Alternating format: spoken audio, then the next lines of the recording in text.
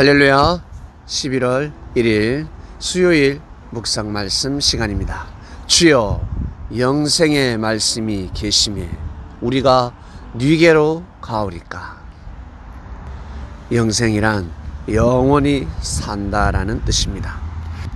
이를 불교에서는 환생, 윤회, 전생이 있다, 다음 생이 있다, 동물로 태어난다, 개돼지로 태어난다, 그러니 사람처럼 살아라. 네가 지금 힘들고 어렵고 억울함을 당하고 핍박을 당하고 이렇게 고생하는 것은 생에 업이 있어서 그렇다, 죄가 있어서 그렇다라는 것입니다. 전생에 큰 죄를 범했기 때문에 지금 이 생에서 그것을 감당해야 된다. 그러니 사람답게 살아라. 무조건 겸손하고 감사하면서 살아라. 그래야 다음 생 부자로 태어나고 정말 건강한 사람으로 태어나고 완벽한 사람으로 태어날 수 있다. 온전한 사람으로 태어날 수 있다. 그러니 이 생을 잘 감당하도록 하라라는 말씀이 있습니다. 사람들은 알고 있었습니다. 특히 도인들은 알고 있었습니다. 사람은 죽지 않는 거구나. 죽으면 다시 살아나고 또 죽으면 다시 살아나고 영원하구나. 예, 바로 이것이 바로 영생입니다. 육신이 죽었다 살아났다, 죽었다 살아났다가 아니라 육신은 한 번밖에 없습니다. 한 번 죽는 것은 정한 이치입니다. 그러나 그 다음 생, 영원한 영의 세계가 있다라는 것입니다. 그런데 이 생에 있어서 너무 불공평하다는 것이죠. 나는 왜 손톱으로 태어났을까? 발가락으로 태어났을까? 그리고 머리카락 역할로 태어났을까? 나는 너무너무 비참한 인생이다. 능력이 없고 아주 부족하게 불쌍한 존재로 태어났다. 왜 이럴까? 하나님이 정말 계실까? 하나님이 없는 것 같아 라고 할 것입니다. 그리고 동물의 세계로 표현을 한다면 나는 왜 쥐로 태어났을까? 토끼로 태어났을까? 개구리로 태어났을까? 나는 왜 피레미로 태어났을까? 잉어, 고래, 상어로 태어나지. 내가 진돗개로 태어나지. 왜 저 똥개로 태어났을까? 그리고 호랑이처럼, 그리고 사자처럼, 그리고 독수리처럼 태어나야지. 나는 왜 힘없는 존재로 태어났을까? 생각하면 생각할수록 참으로 공의롭지 못한 세상입니다. 불공평하다. 정말 하나님이 계실까? 정말 하나님이 계실까? 이건 하나님이 없어, 없는 것 같아 라고 할 것입니다. 그러나 성경을 자세히 보면 모든 답이 있습니다. 그리고 예수님께서 오셔서 모든 답을 주셨습니다. 토기장이가 금그릇 그리고 질그릇, 은그릇 만들 권한이 없겠냐? 마음대로 만든다라는 것입니다. 그러나 금그릇이 귀하게 쓰이지 않으면 질그릇보다, 흙그릇보다, 은그릇보다, 동그릇보다 못하다라는 것입니다. 즉 사람도 마찬가지 능력을 가지고 태어났지만 그 능력을 하나님 뜻대로 하나님의 영광을 위해서 쓰지 못하면 어마어마한 죄가 되는 것입니다.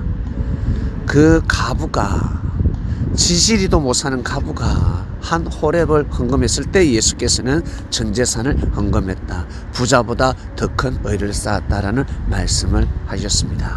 전 재산인데 하나님은 금액을 보시지 않습니다. 그 사람의 그 형편, 지금 그 입장, 그 위치에서 자기 그릇대로 어떠한 삶을 살아가느냐, 그것을 보시는 것입니다. 청소년이 그러면 당연하지요. 누가 박수를 칠 사람이 어디 있습니까? 그러나 어린아이가, 태어난 어린아이가 1개월, 2개월, 3개월, 4개월 살다가 갑자기 걷기 시작합니다. 기어다니다가 걷습니다. 많은 사람들이 박수를 칠 것입니다. 그리고 몸이 상한 사람이 잘 뛰어다닙니다. 누가 귀하다 알겠습니까? 그러나 태어날 때부터 몸이 안 좋습니다. 장애인입니다. 그 장애인이 마라톤 완주를 했습니다. 모두 다 고개를 숙일 것입니다. 존경을 표할 것입니다. 손가락 10개를 가지고 피아노를 잘 칩니다. 예, 박수를 받을 수 있겠죠. 그런데 손가락 6개, 7개, 8개밖에 없습니다.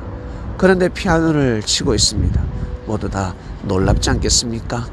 고개를 숙이지 않겠습니까? 태어날 때부터 부자였습니다. 아버지로부터 모든 유산을 물려받았습니다. 그 사람이 대단합니까? 존경스럽습니까? 그러나 태어날 때 흙수저입니다. 가진 것이 없었습니다. 숟가락밖에 없었습니다. 젓가락밖에 없었습니다. 그런데 많은 사람들을 먹여 살립니다. 성공했습니다. 부를 누리고 있습니다. 어떻습니까? 대단하지 않습니까? 존경을 표해야 되지 않겠습니까? 죄도 마찬가지입니다. 태어날 때부터 성격이 모가 났습니다. 부족합니다. 모자랍니다. 그러나 태어날 때 온순합니다. 정말 좋은 성격을 가지고 태어났습니다. 그러면 더 잘 살아야, 더 사람들에게 더 잘해야 되는 것입니다. 그러나 부족합니다. 모가 너무 많습니다. 닦을 마음이 너무 많습니다. 그러나 그것을 죄로 알고 생각하며 자기 자신의 부족을 알고 항상 뉘우치며 살아갑니다. 누가 구원을 받을 수 있겠습니까? 나는 죄가 없다라는 사람이 나는 성격이 좋으니까 죄를 범하지 않았어. 이미 교만한 죄에 해당이 되는 것입니다. 그러나 성격이 참 부족합니다. 못난 것이 너무 많습니다. 그러나 항상 자기 자신의 부족을 체크합니다. 회개합니다. 나는 왜 이 성격을 벗어날 수 없을까? 라고 하겠지만 벗어날 수 있습니다. 교만한 사람을 싫어하잖아요. 근데 자기가 교만하게 하면 안 되지. 요거도 먹는 거 싫잖아. 근데 자기가 욕하면 안 되지. 짜증내고 화내는 거 싫어하잖아. 그러나 자기는 그러면 안 되지. 자기가 싫어하기 때문에, 자기가 느끼고 있기 때문에 반드시 할 수 있습니다. 반드시 고칠 수 있습니다. 조정할 수 있습니다. 그렇기 때문에 더 하늘이 보시기에는 의가 되고 영생의 삶으로 이어진다라는 것입니다. 이 부족한 몸을 내가 왜 태어났을까? 하나님의 저주가 아닐까? 저주가 아니라라는 것입니다. 물론 부모님의 유전자, DNA에 잘못 가지고 태어난 것이 있습니다. 부족한 DNA가 흐르고 있습니다. 죄가 흐르고 있습니다. 충분히 거기에서 흙수저에서 치고 올라갈 수 있습니다. 금수저가 될 수 있습니다. 내 하나님이 나를 왜 창조하셨을까? 나를 왜 창조하셨을까? 인간을 왜 창조하셨을까? 하나님의 영광을 드러내기 위함입니다. 천국에서, 천상천국에서 하나님의 영광이 껴졌습니다. 그 완벽한 천사들이 하나님을 대적했습니다. 그래서 하나님은 작품을 만드신 것입니다. 이 모든 이 세계를 임마누엘에게 맡겼습니다. 하나님을 대신해서 희생하는 자가 필요한 것입니다. 끝까지 참고 견디면서 용서의 기회를 주고 인류를 구원의 길로 인도할 그 사명자가 필요했던 것입니다. 바로 임마누엘 예수 그리스도였습니다. 때가 되면 이 땅에 오신 것입니다. 천사들은 하나님을 볼 수 있었습니다. 당연히 하나님 앞에 고개를 숙여야죠. 그러나 우리는 하나님을 볼 수 없습니다. 육의 눈을 가지고 전지전능하신 창조주를 볼 수 없습니다. 그러나 우리가 믿음을 가지고 고개를 숙이고 찬양을 할 때, 기도를 할 때, 말씀대로 살고 싶어 몸부림을 칠 때, 하나님의 영광을 드러내는 삶을 살고 싶을 때, 그리고 하나님의 뜻을 위해서 겸손하고 희생의 길을 걸어갈 때 자기의 삶을 포기하고 잘못된 육의 삶을 멈추고 영의 삶을 살아간다. 이것은 하나님의 영광이 되는 것입니다. 어마어마한 축복이 되는 것입니다. 이것이 바로 영생으로 이어지는 것입니다. 그래서 부족한 너를 창조했다. 지혜자를 다 제끼고 미련한 너를, 무지한 너를 선택했다. 너를 축복했다. 네가 하나님을 믿는, 네가 찬양하는, 네가 기도하고 네가 몸부림치는 그 모습이 하나님의 영광이 된다. 이번 주 말씀이었습니다. 하나님 아버지 감사합니다. 영생의 말씀이 계시면 네게로 가오리까. 예수님을 만난 제자들은 인생이 풀어졌을 것입니다. 자기 자신의 삶이 풀어졌을 것입니다. 짧은 말씀이지만 하나님, 이 말씀이 생명의 말씀이 될 줄 믿습니다.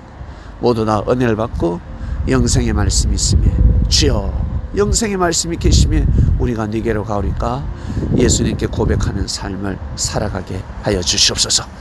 감사합니다. 오늘도 귀한 하루가 되길 원합니다. 예수님의 이름으로 기도드립니다. 아멘.